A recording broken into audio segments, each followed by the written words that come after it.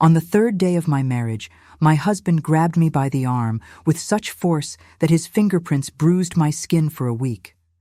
But the worst part wasn't the physical pain. It was looking at him afterward and realizing that this man had never planned to love me. He had planned to own me. I was 31 years old, with a career I had built through sacrifice, a savings account that took years to grow, and in less than 72 hours inside that marriage, all of it was being ripped away from me with the elegance of someone who thinks they are doing you a favor. What they didn't count on was that I had already learned a long time ago that a woman who documents is a woman who escapes. But before we continue, make sure you're subscribed to the channel and let us know in the comments, where are you watching this video from? We love knowing how far our stories are reaching. My name is Madison, and I got married thinking I was making a fresh start. I was 31, had my own condo that I rented out to pay my bills, and a coordinator position at a logistics firm where I'd worked for 6 years, building every step of the ladder with my own hands. I wasn't rich, I was independent, which to me always meant more. Ethan came into my life 2 years before the wedding through a mutual friend. He was charming, self-assured, the kind of guy who knows exactly what to say at the right moment. At first, that charm felt like sophistication. Only later did I understand it was rehearsed. The engagement was quick, 8 months. My mom even commented that it felt rushed, but Ethan had an answer for everything. He said that when you know what you want, you don't need to put on a show. I liked that objectivity. It felt like maturity. The wedding took place on a Saturday afternoon at a rented estate just outside Nashville. 200 guests, a dress I picked out by myself because Ethan said he didn't understand those women's things, and a 3-tier cake that I also paid for because his money was tied up in investments. I didn't think it was weird, or rather, I did think it was weird, but I let it slide. That was my first mistake, not the only one. On our wedding night, Ethan was agitated in a way I brushed off as exhaustion from the reception. He drank more than usual, barely spoke to me, and spent most of the time with his buddies. When we were finally alone, it was almost midnight, and he simply went to sleep without saying a word. I lay there on the hotel bed, staring at the ceiling, still wearing the outfit I'd changed into after the party, feeling a strangeness I couldn't quite put a name to.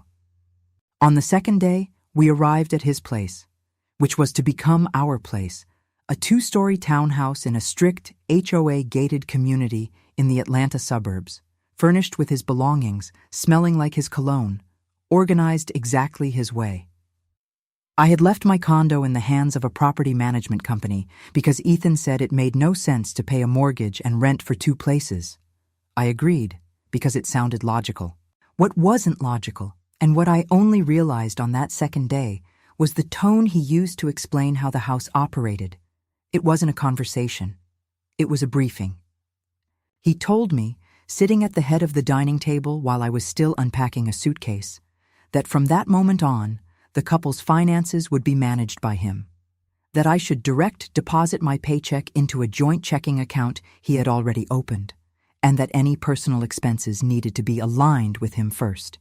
He used exactly that word, aligned, as if I were a new hire needing approval to buy shampoo. I stopped what I was doing and asked if he was being serious. He said yes, with a calmness that made me more uncomfortable than if he had yelled.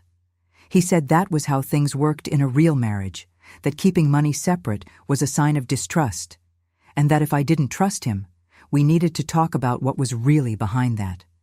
He flipped the blame back onto me with surgical precision, and I, who had never experienced anything like it, was left speechless for a few seconds.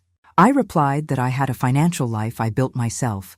I had investments, commitments, my own planning, and I didn't feel comfortable giving that up without a proper discussion. Ethan leaned back in his chair and looked at me in a way I had never seen before. A slow, calculating gaze, like someone recalculating a route. Then he said softly, "You're still in single girl mode, Maddie. You'll get over it." That phrase hammered in my head the entire night. The third day is when it happened. I had made plans to grab lunch with my friend Chloe, who I hadn't seen since before the wedding. It was just a casual lunch, 2 hours tops. I mentioned it to Ethan early in the morning, in passing, while he was drinking his coffee. He didn't reply right away. Only when I was ready to leave, purse in one hand, keys in the other, did he appear at the entrance of the living room with a dark expression and ask where I was going. I repeated what I had said that morning. He said he hadn't authorized it. I heard that word, authorized, and I felt something solidify inside me, a disbelief mixed with an anger I tried to keep down. I explained I didn't need authorization to visit a friend, that I was an adult, that getting married didn't erase my autonomy. That was when he lunged at me. It wasn't a punch. It was a grip. His hand closed around my left forearm with a force that was entirely intentional. He yanked me back into the living room and said in a low, controlled voice that I wasn't going anywhere without him knowing and agreeing to it, and that the sooner I understood that, the better it would be for both of us. I just stared at him. My arm throbbed. My heart beat in a rhythm I didn't recognize. And something inside me, the part that 6 years of independence had forged, told me with absolute clarity that that was the most important moment of my adult life. Not the wedding, not the dress, not the 200 guests. That moment right there. I took a deep breath, said nothing, and went to the bathroom. I locked the door from the inside. I rolled up my sleeve and took a picture of my forearm with my phone's camera. The marks of his fingers were perfectly visible on my skin. I was 31 years old, and I had just realized that this marriage was a trap. What I didn't know yet was that I was about to set my own. In that bathroom, phone in hand and arm throbbing, the first thing I felt wasn't despair. It was a strange, almost frightening clarity, like when the mind decides there's no time for emotion right now, only for survival. I took 3 more photos of my forearm from different angles. I opened my notes app and typed the date, the time, and what had happened, word for word as best as I could remember. Then I saved it all to a cloud drive Ethan didn't know existed. I'd been using that cloud service for years with an old email I never mentioned to him. I stayed in the bathroom for maybe 10 minutes. When I came out, he was sitting on the couch with his phone, acting as if nothing had happened. There was no argument. I didn't go to lunch with Chloe that day. I went to the kitchen, made a cup of tea I didn't drink, and just thought. That ability to act as if the episode was normal, to simply hit reset and move on with the afternoon, was the thing that disturbed me the most. Because I had read about this before. I had heard stories from friends, watched documentaries, passed information along to other women. I knew the silence after an incident isn't peace. It's recalibration. It's the abuser testing to see if it worked. And the answer Ethan was looking for was simple. I had caved. I didn't go to lunch. I didn't push back. I stayed. To him, it probably felt like a minor victory. To me, it was the confirmation that I needed to move carefully, smartly, without giving away what I was planning. The next morning, while Ethan was in the shower, I opened his laptop, which he kept on the desk in the home office, for just 2 minutes. I wasn't snooping into his personal life. I just wanted to confirm something I suspected. The email confirming the joint bank account he mentioned. It was right there in his inbox, dated 3 weeks before the wedding. He had opened that account before even asking me. I closed the laptop exactly as I found it and went back to the kitchen. That day, Ethan went to work as usual, and I, having taken 2 weeks of PTO for the wedding, stayed home completely alone in that townhouse for the first time. That's when I started looking at the space differently, not as my new home, as a stage I needed to understand. I checked where the community's exterior cameras were located. There were 2, covering the front entrance and the driveway. I mapped out the interior rooms, the living room, the open-concept kitchen, the hallway, 2 bedrooms, a guest bath, the office. I started thinking about angles, blind spots, places where a tiny, discreetly purchased camera could be hidden without being noticed. I hadn't decided on anything yet, but my mind was already at work. I called Chloe that day, not to vent, not yet, but with a practical excuse. I asked her to go to Best Buy and buy me 2 small, wireless nanny cams that stream to an app using her own money. I told her I'd pay her back in cash. Chloe knew my history well enough not to ask unnecessary questions. She just asked if I was okay. I told her I was handling a situation. She said, "Cameras bought. Let me know when you need me." That friendship saved my sanity in those weeks. That evening, Ethan came home in a much better mood.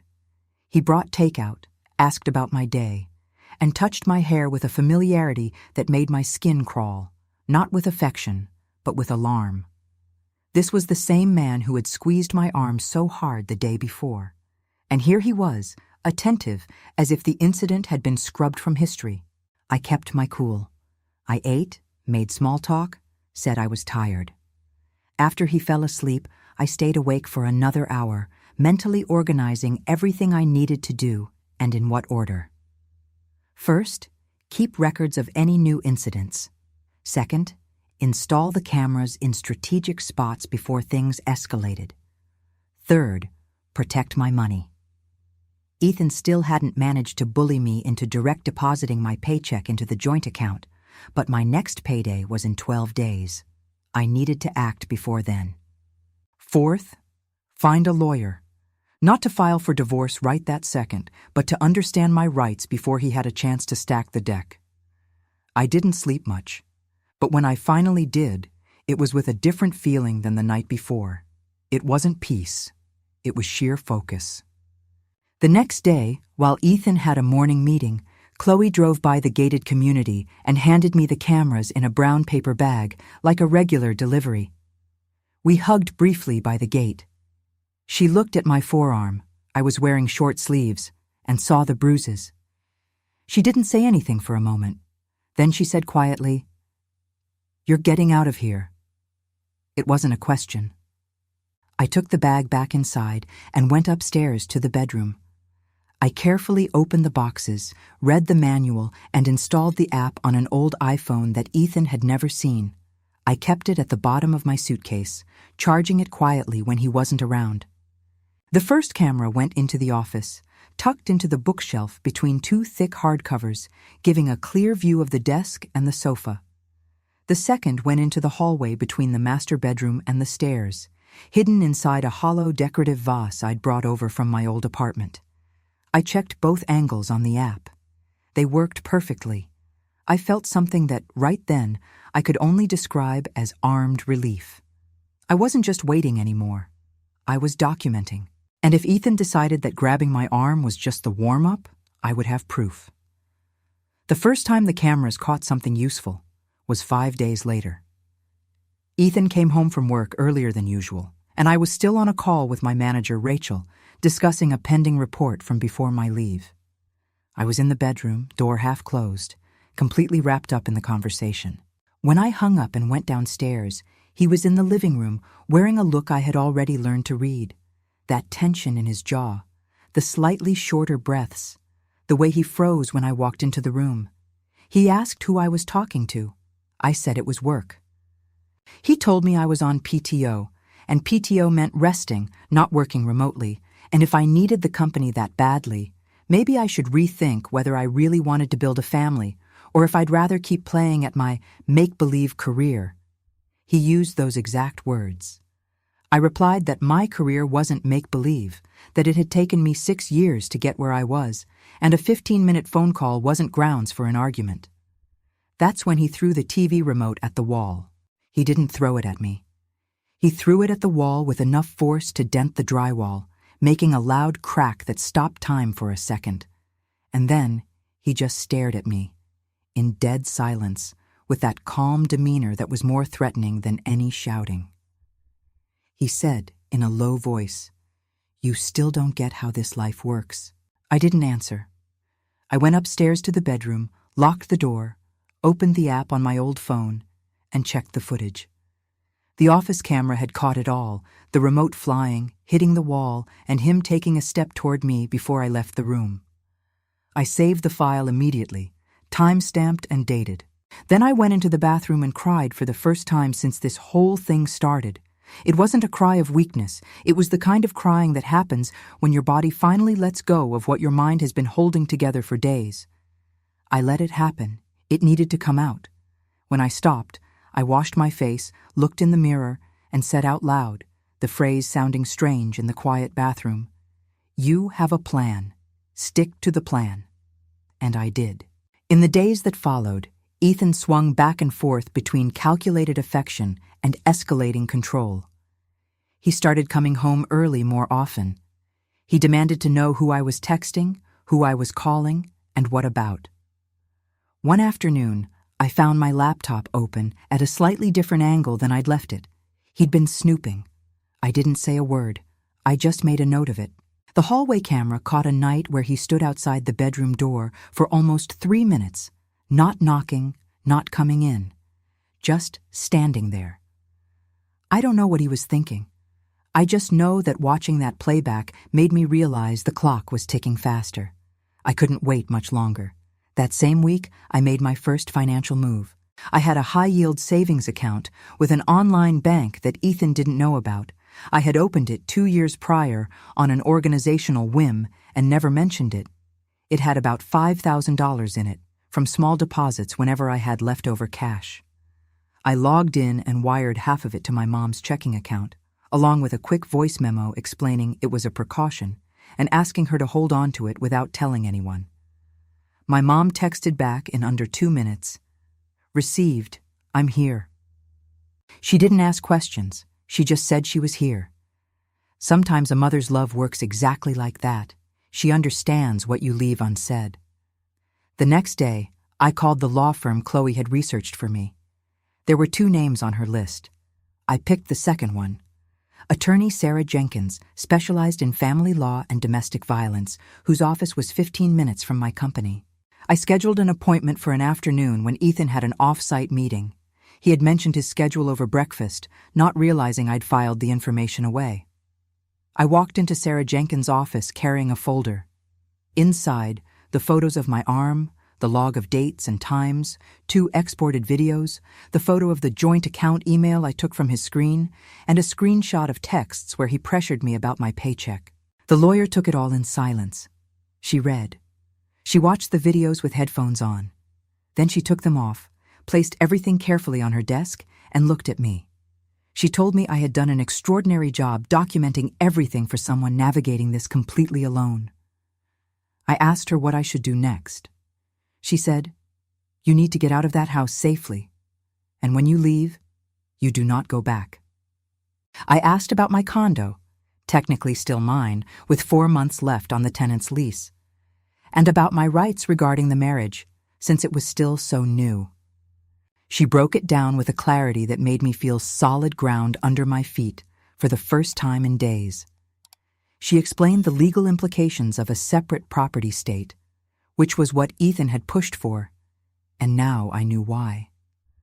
She went over what I could prove, what the law guaranteed, and what else I needed on record before filing any paperwork. A visit to urgent care, she said, was crucial, to get an official medical record of the bruises on my arm. Even if they were fading, the medical file would complete the picture alongside everything else. I left her office with a checklist of next steps and her direct cell number to be used the moment I pulled the trigger. I got back to the townhouse before Ethan. I cooked dinner like normal, made small talk while we ate, and watched an episode of a show with him on the couch. Inside, I was miles away. I was plotting my exit. On my 12th day of marriage, I went to urgent care.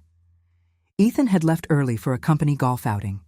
It was a Saturday, and he said he'd be back in the late afternoon. I took the window. Chloe picked me up. She sat with me in the waiting room, not asking questions, flipping through an old magazine like it was just another afternoon. When my name was called, the doctor who saw me was a woman in her mid-40s with a straightforward demeanor that put me at ease. When I explained why I was there, she didn't look surprised. With a sadness I now understand, I know situations like mine aren't rare for medical professionals. She examined my arm. The bruises were still visible, slightly yellowed but unmistakably there. She took photos for my chart, took detailed notes, and when she finished, she looked at me and said She could also refer me to the domestic violence unit of the local police precinct if I wanted. I told her I had a lawyer, that I was working a plan. She nodded. She said it was important for me to know that support was out there, in various forms, and that my decision to document was the right move. Then, choosing her words carefully, she added, "You don't have to wait for it to get worse before you act." I left with the medical report in my purse. Chloe was waiting for me with 2 awful coffees from the vending machine. She handed me one without a word. We sat in the parking lot and drank them in silence for a few minutes. Then she asked, "When are you leaving?" I said I didn't know the exact date yet, but it would be soon. I just needed a few more pieces to fall into place. The biggest one was my condo. I called my property management company that weekend. I explained there had been a change in my family situation and I'd need to move back into the unit as soon as the current lease expired in 2 months. The agent processed the request with no drama. The condo would stay rented until then, bringing in money, and then it would be mine again. 2 months. I needed to hold out for 2 more months in that house, or leave earlier and stay with my parents or Chloe if things escalated. I did the math in my head. My paycheck was going to hit in 20 days. Ethan hadn't pushed hard enough yet to force the direct deposit change. I'd been giving him technical excuses, saying I was sorting it out with HR, that there was a glitch in the system. That bought me time.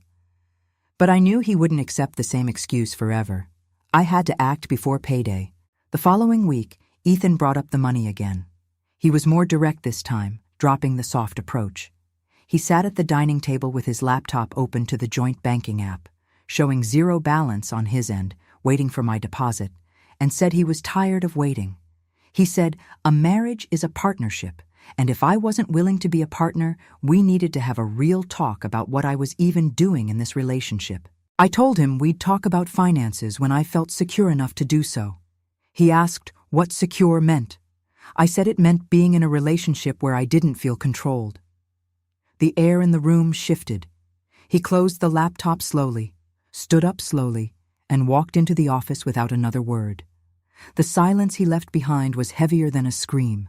That night, checking the camera footage, I saw he'd spent nearly half an hour pacing the office on his phone. His voice was too low for the mic to pick up the words, but the camera caught his expression perfectly. It wasn't the face of a frustrated man. It was the face of someone consulting someone else. I started to suspect he might be talking to a lawyer of his own. I texted Sarah Jenkins at 2 a.m. "Need to move up our timeline. Can I come in on Monday?" She replied the next morning, "Yes, 2 p.m. On Monday, while Ethan was at work and I left under the guise of a routine doctor's appointment, which technically wasn't a lie since urgent care had recommended a follow-up, I sat down in Sarah's office again, totally updated. New videos, new logs, the official medical report. She reviewed it all, asked a few questions about our assets, about what was legally in my name, the condo, my proof of income. Then she said something I had to hear twice to fully process. "You are in a vastly better position than most women who sit in that chair, precisely because you've documented from day one. The process will be cleaner. But the absolute priority right now is your physical safety. If there is any escalation, you leave. Don't wait." I asked her what counted as escalation. She said, "Anything that makes you feel your physical safety is in immediate danger. You'll know it when it happens." I drove back to the townhouse knowing the trap was set. All I needed was the right moment. It came faster than I expected. There were 18 days left until my condo was empty when Ethan found the cameras. Not both of them, just one, the one in the hallway vase. I don't know if it was an accident or if he got suspicious and started digging. I only know that when I walked out of the kitchen one afternoon, he was standing in the hall, holding the vase in one hand and the tiny camera in his fingers, staring at me. My heart stopped. But his face terrified me more than the object in his hand. It wasn't anger. It was colder than anger. It was the look of a man who just discovered a variable he hadn't planned for. He asked what it was. I said, with a calmness I definitely didn't feel, "It's a security camera." He asked who authorized it. I said I authorized it myself because it was my house too. That's when he lunged at me, shoving me hard against the hallway wall. He didn't slap me. He grabbed me by the shoulders and pinned me with enough force that I felt the drywall through my shirt. He snarled that I had recorded him without permission, that it was an invasion of privacy, and that I was going to regret it. I didn't scream. I looked him dead in the eye and said, with the firmest voice I have ever used in my life, "Let go." The absolute steel in my tone seemed to shock him just enough for his grip to loosen. I shoved him off, ran to the bedroom, and locked the door. My heart was pounding, my hands were shaking, but my brain did what it had trained to do. It went to work. I texted Chloe. "Today." She replied instantly. "On my way. Stay put." I texted Sarah Jenkins. "He found a camera. Things got physical. I'm leaving today." She replied, "Understood. Text me the second you're out." I pulled out the go bag I had already halfway packed. I'd started hiding essentials inside a winter coat box at the back of my closet days ago. My documents, my old phone with all the footage, chargers, a few clothes, my valuables. In 20 minutes, I was ready. Ethan stayed downstairs. I could hear him pacing, the sound of the TV turning on, probably to make him seem relaxed, the fridge opening and shutting. When Chloe texted that she was at the corner, I grabbed my bag and purse, crept down the stairs, and walked through the living room. He was sitting on the couch with his back to me, staring at the TV. I was already at the front door when he stood up. He asked where the hell I thought I was going. I said, "I'm leaving." He took a few steps toward me. I opened the door and stepped outside. He froze in the doorway, probably calculating his next move, whether to yell, whether to grab me, and what either option would look like in a gated community with exterior cameras and neighbors right next door. He did nothing. I got into Chloe's car. She floored it before I even got my door fully shut. I was quiet for the first few minutes. So was she. Then she said, "You did it." I leaned my head against the seat and closed my eyes. My phone started blowing up with calls from Ethan. I blocked the number. Then texts from unknown numbers. I blocked them one by one. I screenshotted and forwarded everything to my evidence folder before blocking. I went straight to my parents' house that night. My mom hugged me at the door without asking a single question. My dad stood 2 steps back, looking at me with an expression I had never seen on him before. It wasn't weakness. It was a very specific kind of agony a parent feels when they realize they couldn't protect their kid in time. Then he stepped forward and held me too. We stayed like that for a while, the 3 of us, in the hallway of the house I grew up in. Then my mom went to make tea, and my dad sat down at the kitchen table and said, his voice completely tight, "Tell me everything." So I did. My parents listened without interrupting. When I finished, there was a silence that lasted exactly as long as it took for everyone to process the reality of it. My dad spoke first. He said he was going to drive over and have a word with Ethan right that second. My mom put her hand on his arm, firmly, not holding him back out of fear, but with authority. She said Maddie had a plan, and their job was to support the plan, not blow it up with temporary rage.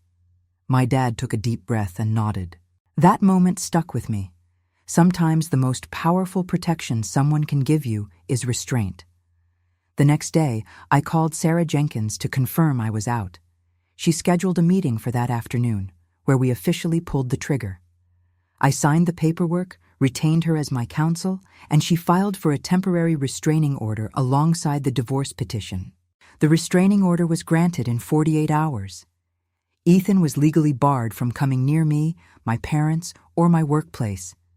When Sarah called to tell me the news, I was at the office, back to work after my PTO. I ducked into the bathroom to take the call. When she hung up, I leaned against the sink and stared at my own reflection. The woman staring back had dark circles under her eyes. She was exhausted in a way that went deeper than bones. But she also had something I could only name much later: wholeness. It felt like a piece of me that had been suspended in midair for the last few weeks had finally snapped back into place. The divorce wasn't easy. Ethan hired a lawyer, and tried to fight on multiple fronts, including the legality of the recordings. Sarah had prepped me for this, and our defense regarding the right to self-protection and gathering evidence of domestic abuse was rock solid. The cameras were in common areas of a shared residence. The audio was captured during incidents of abuse where I was a present party. It all fell within the legal boundaries for self-protection. There was a mediation hearing that was beyond uncomfortable. Ethan showed up wearing a completely different persona, subdued, dressed sharply, choosing his words carefully, acting like he knew he was under a microscope. He tried to spin the hallway incident as a moment of mutual high stress. Sarah brought the video evidence to the table. The tape didn't lie. Mediation failed. The litigation moved forward. During those months, I learned what it means to rebuild while you are still inside the demolition zone. I moved back into my condo when the tenant's lease ended. My property manager handled the transition flawlessly, and the place was in great shape. I spent a weekend painting the living room with Chloe, who showed up with paint rollers and an upbeat playlist, acting like redecorating was the most normal thing in the world at that moment. Maybe it was. My boss, Rachel, found out about the situation through a very factual summary I gave her, focusing strictly on the professional impact. Ethan had tried calling the corporate office twice from burner numbers, trying to reach HR under the guise of being worried about my health. Rachel had corporate security block any unsolicited outside contact and guaranteed my job was safe. She told me the job would be there whenever I needed it, that I had earned it, that I had built it. That simple sentence made me realize something I had lost sight of in the middle of the storm. I had built a lot of things. My career, my savings, my friendship with Chloe, my parents' trust, my ability to operate under pressure. Ethan had tried to gaslight me into believing I was dependent. The evidence proved the exact opposite. The woman who compiled a flawless evidence dossier in under 2 weeks, stealth-installed nanny cams, strategically moved assets, hired a shark of a lawyer, and walked out the front door with a go bag while staring her abuser in the face. That woman didn't depend on anyone. She just forgot it for a second. And now, she remembered. The final divorce decree came through on a Tuesday morning, 4 months and 18 days after I walked out of that townhouse. I was at work when Sarah Jenkins called. I stepped into the hallway to answer, leaning against the glass overlooking the courtyard, and listened to every word. Divorce granted. The condo remained legally mine as premarital separate property, untouched by the split. The restraining order was extended for another 6 months. The court even noted a recommendation for his psychological evaluation in the final paperwork. When the call ended, I just stood there in the hallway. I didn't cry. I felt something else, a lightness that wasn't exactly joy. It was more like the feeling you get when you finally put down a heavy weight you've been carrying for miles. I texted Chloe, my mom, Rachel. 3 short, almost identical texts. It's over. I'm good. All 3 replied in under 2 minutes, each in their own way. Chloe sent a long, crying voice memo I listened to on my AirPods while walking back to my desk. My mom sent a short, perfect text. My girl. Rachel sent a heart emoji and wrote, "Drinks are on me whenever you're ready." I went back to my desk and worked the rest of the morning. Not because I was numb, but because doing my job was the celebration. It was me proving to myself that the routine he tried to steal was still mine. That the title he called a make-believe career was right there, waiting for me, real and entirely mine. In the months that followed, I did what my lawyer recommended and what I knew I needed. I started therapy. I found a therapist who specialized in domestic abuse survivors. The first few sessions hit me harder than I expected, not because of the trauma of what he did, but because of all the patterns I started recognizing in myself from before the wedding. The red flags I saw and ignored. The rushed timeline I accepted without question. The way I naturally took on financial burdens that weren't mine to carry. I didn't beat myself up over it.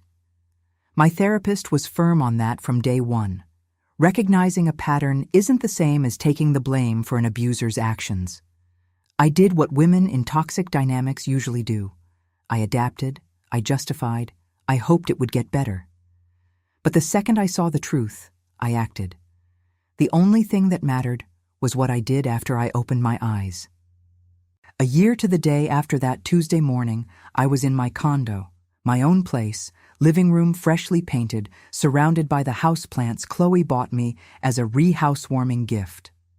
I was cooking dinner, music playing, totally relaxed, with the front door unlocked because I had absolutely no reason to lock it. I stopped in the middle of the kitchen and just looked around. There was a time when this condo felt too small for the life I thought I was supposed to have. And then, trapped in that gated community, it became a symbol of a past life I had thrown away. Now, I was standing in it again, and it fit perfectly. I think sometimes about that woman in the bathroom mirror on her third day of marriage, holding a phone with steady hands, taking pictures of the bruises on her arm. She was terrified. But she didn't freeze. She made a move. That is the truest lesson I took from everything I survived. The fear doesn't have to vanish for you to take action. Fear and action can coexist. And sometimes, the bravest thing you can possibly do is simply refuse to turn off the camera. I'm not telling this story to show off. I'm telling it because I know there are women listening right now who recognize exactly what I'm describing. The tone of voice.